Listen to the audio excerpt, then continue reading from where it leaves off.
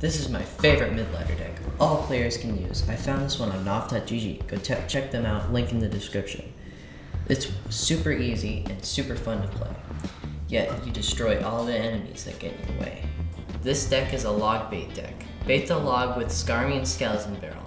After baiting the log, use Goblin Barrel to punish your opponent.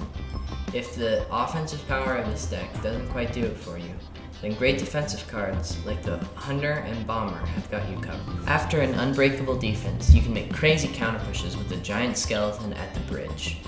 Then, with a versatile card like the Furnace, you can place it in back for chip damage, or even in the middle as a defensive build. Finally, the poison spell can just decimate pushes coming over the bridge. So let's see this deck in action again.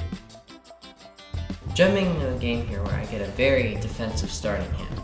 I wanted to wait for him to do something, but I ended up just going Hunter in the corner because I didn't want to leak some elixir.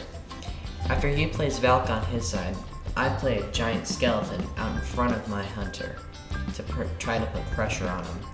He plays Tesla, so I decide not to go in anymore and just save my elixir.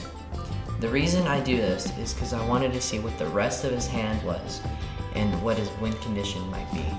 So how I win the game here is by playing a giant skeleton in the back, then playing a skeleton barrel out in front to try to bait out the log. However, he ends up letting it connect, putting in a poison range, pretty much winning me this game.